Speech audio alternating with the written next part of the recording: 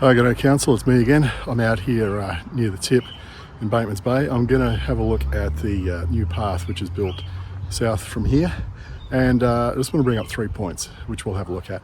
First is the use of temporary ramps where there's detours to get you on and off the path onto the road, and why there's none here. Second thing is the placement of a power pole not quite in the middle of the path. Okay, it's going to be 4 things. The third thing is the use of the appropriate standards for the specification and construction, particularly the pram ramps, getting on and off the path, to and from the road, that kind of thing. And the fourth thing is user acceptance testing. So what I'm going to do right now is essentially a user acceptance test. And are you intending to do the same thing? Come down here on a bike one day once the path is complete and it's reached practical completion, and actually ride up and down it and test all the elements like are the curves good, is the drainage okay, what's the lighting like, what's the surface treatment like, and what are the pram ramps like, and are there any hazards in the middle of the path like power poles. Is someone going to come and do that, or are you just going to sign it off sight unseen? I'd strongly suggest, given what I'm going to show you now, that you actually need to come out and have a look and make sure that firstly your specifications were correct in the first place, and secondly that it's been built according to the appropriate standards.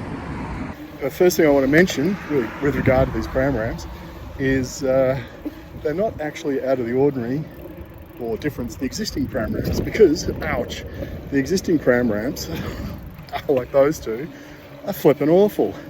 They are really, really uncomfortable to ride across. They are too steep, and they've got like a V at the bottom, which is, you know, terrible to run into. So I don't think the concreters have done anything wrong, according to, you know, or anything different.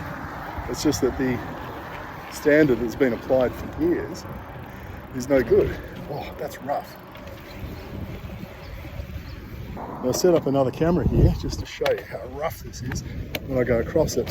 Oh, yeah, that's not good at all.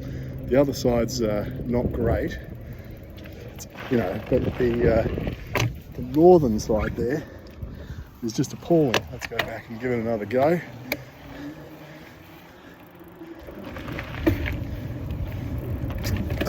Yeah, just about got thrown out of the seat going across that. I don't know if rebuilding that gutter across there was part of the specification. I don't know if that was a pre-existing thing and they just built the path up to it, but it definitely needs fixing, that's for sure. Let me just do it one more time for posterity.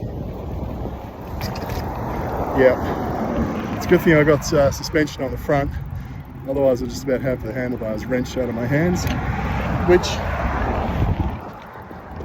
gotta say, is a bit of a safety issue for people that aren't riding mountain bikes. And what's it like for someone trying to get across that in a wheelchair?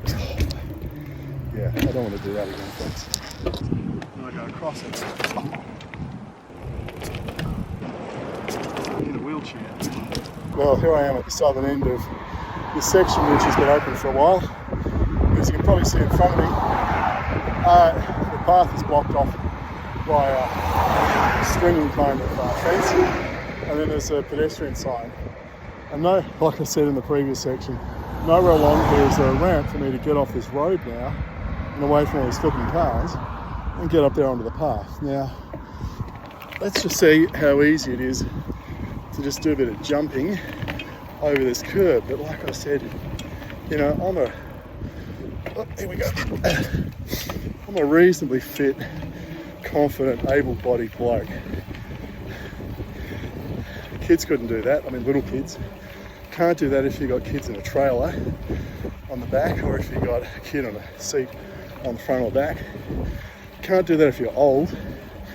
You know, even if you're on an e-bike, if you're 75 years old and you're riding a 20-something kilo e-bike, you might not actually have the strength to lift it over a curb that high. That, of course, is one of the issues out at the Bay Pav with the bike parking, where there's no ramp to get you up onto the bike parking slab. And I've seen people turn up there on three-wheel electric tricycles, obviously disabled and old, want to go and do some laps in the pool, and they can't get their bike over the lip. It's pretty scribbled, if you ask me. So anyway, everything like that needs a ramp, and a nice easy ramp, and certainly not like this this ramp here. And look, here we go with this bloody pole again, you know, taking up a big chunk of the path. You know, I thought that was a good idea. Yeah, that's a nasty little ramp as well.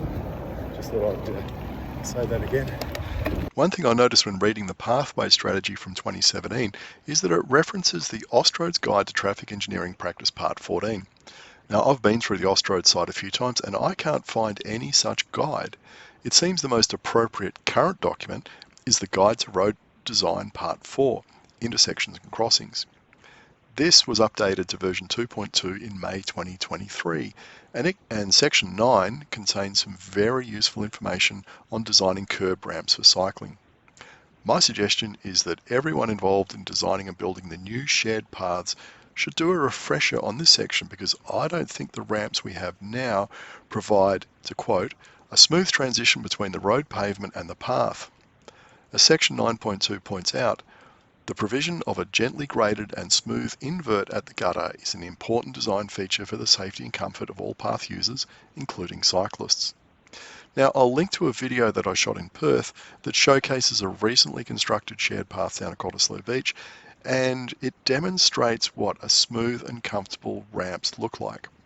In some cases, with those ramps, you don't even notice the transition from the path to the road. And I go across it. In a wheelchair.